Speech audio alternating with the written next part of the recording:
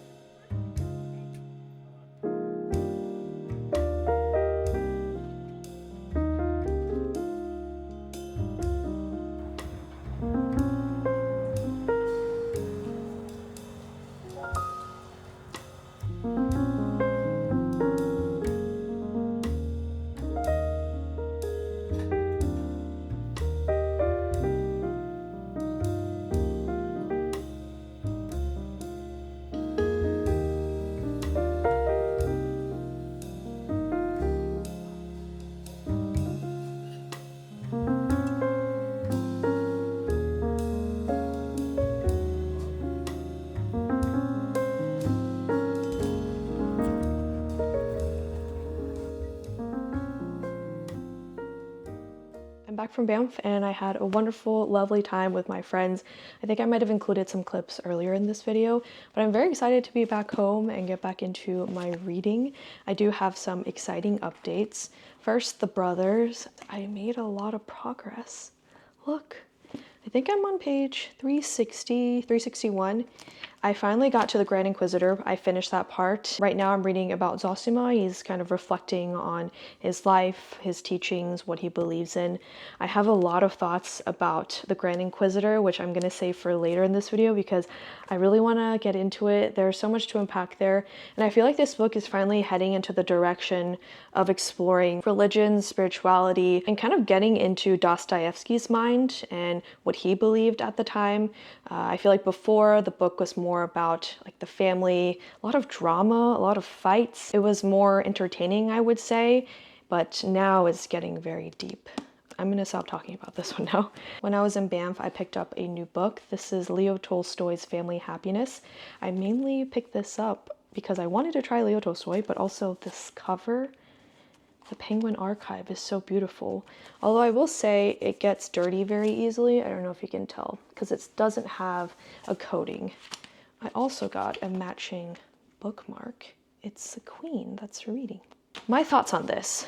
So like I said, I picked this up because I want to read Tolstoy. I'm just getting really into Russian literature, so I want to try different authors, Tolstoy being one of them, and this was my first. I don't know if this was a great one to start with. Honestly, I didn't do much research at all. I just saw it and I was like, oh, a short novella, but I did not like this. And it's not really the writing. I would say it's mainly love stories. Romance, that is just not my thing. At least in books, I love watching a good rom-com, a TV show, but in books, I find it boring, to be quite honest. So I think that's a big reason why I didn't like this, because this follows Masha, and ooh, what's his name? I don't remember his name. Okay, Sergei. So it's about Masha. She's around, I think, 17 years old when the book starts.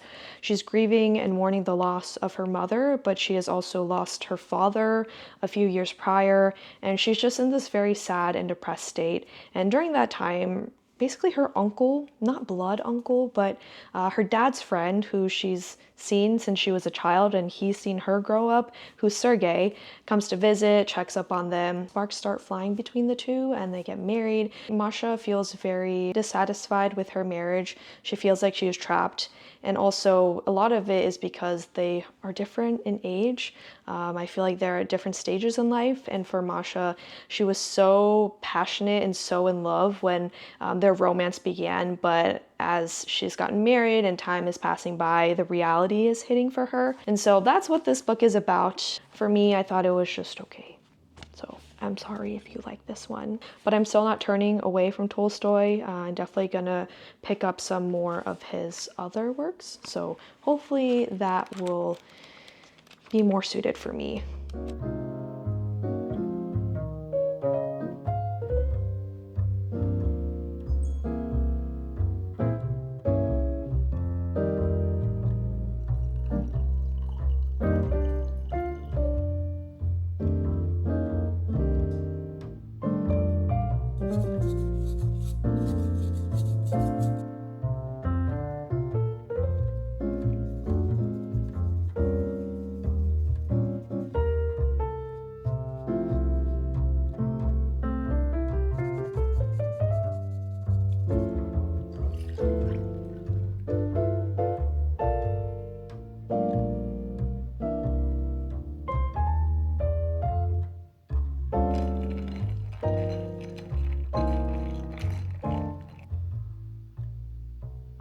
I'm heading to the used bookstore to drop off these books, so I thought I'd share what I'm bringing. Some of these are mine and some of these are my husband's, by the way. The Brothers Karamazov, I already have 2 other copies, one of which I'm reading. I also just realized this is their profile. That's kind of cool. But yeah, we're going to give this one away because we already have that. Bunny by Mona Awad. I started this earlier this summer, I think, and I just couldn't get into it. The idea of this clique and the bunnies just didn't really appeal to me. Anna Karenina, we already have this one. This book is also ridiculously long. I do want to read some of Tolstoy though, so I might try some of his other work before getting into this one. I don't know, this just seems very intimidating. The Life of Pi, not mine, and The Red Pony. I do really love John Steinbeck, but I don't think I'm really into his short stories right now, so I'm okay with giving this away. The Count of Monte Cristo, I didn't realize this was the abridged version, which now I realize is very obvious because the big one, it's so long. So I'm gonna get the full length if I do decide to take this on. Lolita, I just don't think I'm gonna like this story. I know what it's about. It's not really something I want to read. I already have a copy of this one. Not mine. This is also not mine. It's by a Korean author though. Intermezzo, I tried this. I could not get past like the first 30 pages because of the prose and the perspective that it's written in. It was just very odd to me, so I'm just giving this one up. This is Franz Kafka's Complete Stories, and this does have the Metamorphosis, which I have not read, but for some reason, the idea of a man turning into a bug does not interest me. It sounds a little odd, but I know it's a classic, so I will read it at some point. We already have a copy of just that, so we're going to give this one away. This is not mine. I read Animal Farm, tried 1984, could not get into it, and I'm okay with that. I also don't really like hardcovers. This is not mine. I already read this, I think, in 9th grade, and I don't really want to read it again anytime soon. Not mine. And then The Adventures of Huckleberry Finn, we already have another copy. So those are all the books I'm bringing.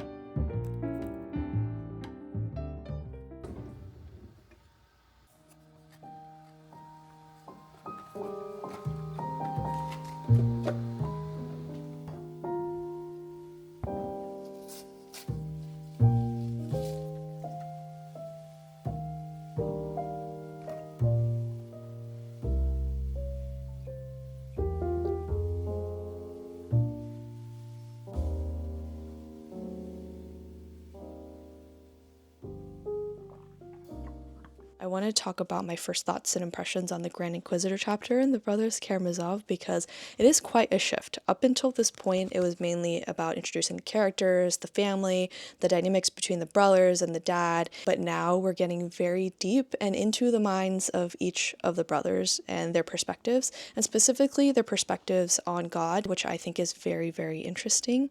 Also, if you don't want like any spoilers or know anything about this, just skip this part. I totally understand. But I will try to explain and share my thoughts without any spoilers. So this chapter is from Ivan's perspective, and this is where you really get to understand what he's thinking. And he is known as the intellectual out of all the brothers. He's very logical, he's very smart, and he's having lunch with Alyosha and sharing this parable or short story about this Grand Inquisitor. The main theme that I've gotten from it is suffering and free will. And specifically how God has allowed suffering by giving us free will. He actually believes that God shouldn't have given us free will because that has led to our demise.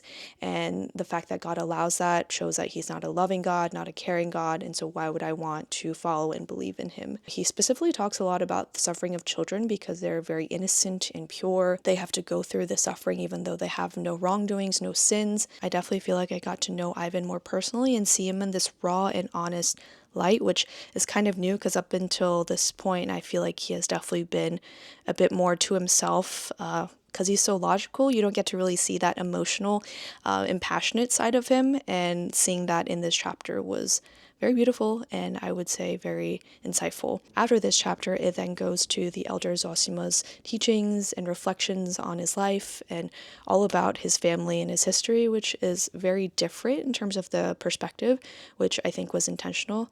So I will share more thoughts about that part next time. I'm about to go to the Dyson store to get my Dyson Airwrap checked out because I've been having some issues.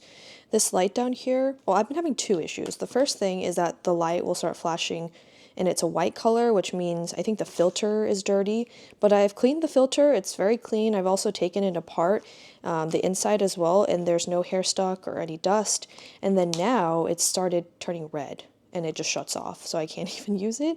So I'm gonna see if they can clean it or just check it out, the inside. Maybe there's a part that I didn't open, but hopefully it'll be fixed because I've only had this for about a couple years now.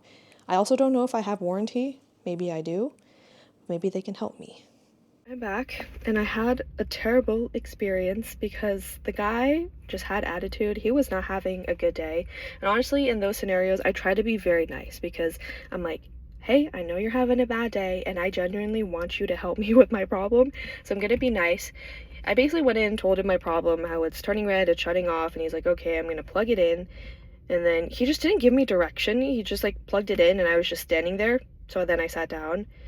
Totally fine. And then after a few minutes, he's like, come here. And I was like, okay. And he's like, did you clean your filter? And I said, I think I did. Like, I did definitely try. So I was telling him, yeah, I tried to clean my filter. I didn't think it was still dirty. And he's like, well, this is what it sounds like. And basically he took this off, replaced it with a different filter. And he's like, this is what it sounds like when it's clean. And I was like, oh. I was like, that does sound different. I didn't know. I even like took it apart to see, you know, if the inside there's any hair or dust caught in there. And he's like, you did what? You took it apart? And maybe that was my wrong, but he was already not in a good mood before and he definitely wasn't in a good mood after. And I was like, yeah, I thought that, you know, there was maybe hair stuck in there and the internet said that it could, you know, fix it maybe. And he was like, oh, well, the internet told you. Dyson definitely didn't tell you that. He's like, if you take it apart, then I can't help fix it, blah, blah. It like cancels your warranty. Like Dyson doesn't do that kind of stuff. And I was like freaking out internally, like, oh my gosh, like, are you not gonna help me anymore? Like, what's happening? And then after that, he's like, sit down. And I was like, okay. So then we sat there while the Dyson was running because apparently he wanted to see if it was going to stop and then never did. And then afterwards he was like, you can go now. And I'm like, what do you mean? "What do you mean, sir?" And so I went up to the counter and it was silent, and I just turned off my Dyson, he unplugged it, and I slowly walked away. And that was my time. Yeah. Honestly, he wasn't like mean or anything, he just kind of had an attitude, and he made me feel really stupid. Maybe I am stupid. But I'm gonna go home now, and I'm going to do my hair. Hopefully it'll work. If I come back, I'm not gonna come back. Like, it has to work. I cannot go back. Okay, that's my little story time for today. I'm about to do my hair. I actually do my hair at night because I don't want to wake up early to do it. And thankfully my hair seems to hold like texture pretty well. So if I wave it at night, I just have to touch up my bangs and then a couple of pieces. I'm going to show you how I do it because some people are curious, I guess. If you're not interested in this, feel free to skip. But I really hope my Dyson works. The guy said that it should be good now and I don't want to go back. So I'm really praying that it does. As for my tools, I use the air wrap with the bigger barrel, and then for my bangs, I use this one. Is this the roller brush? I'm actually not sure what it's called. And that's pretty much it. In terms of hair, I use the Head & Shoulders shampoo, and then the conditioner I use, I'll have a picture of it here. I actually really like that one. If you have very dry and frizzy hair and hair that's very coarse, I would recommend that because it actually makes my hair very smooth. And then before I style, I'm going to use this, the JVN Blowout Styling Milk. Afterwards, at the very end, I'll use the John Frieda Frizz Ease. How I section out my hair, I just have the bottom layer go first, and then I just work my way up. I don't know if that's the best way, that's just what I do. Okay, moment of truth.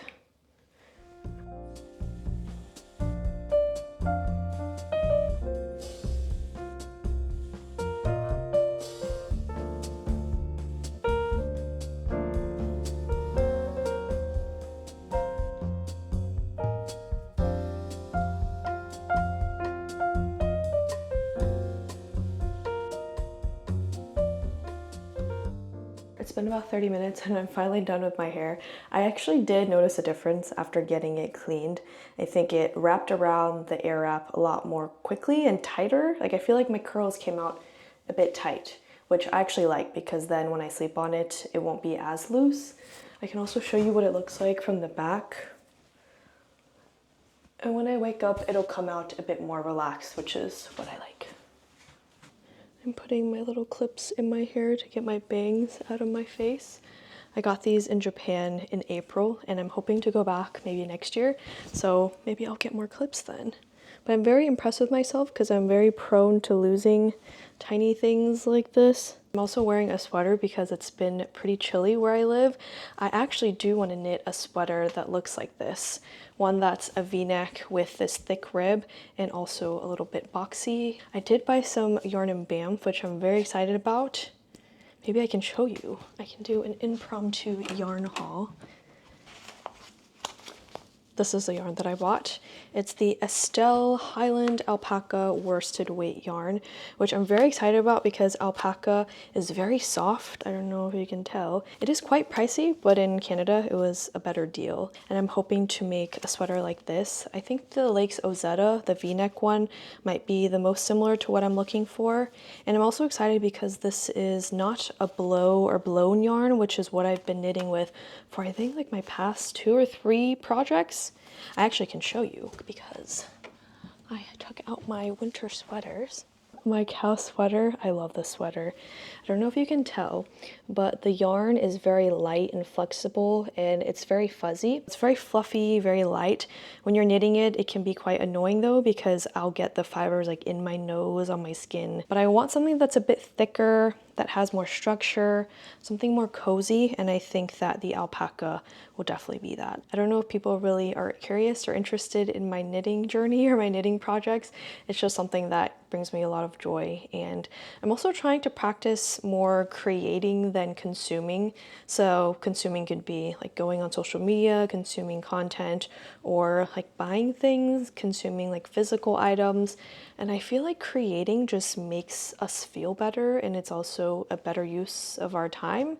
And I can knit a sweater and wear that sweater and also brag about knitting a sweater. I don't know, I feel like it's it's just worth it. And I think it makes me feel better than just going on like TikTok or Instagram. So that's just something that I like to do. I think it's a fun hobby.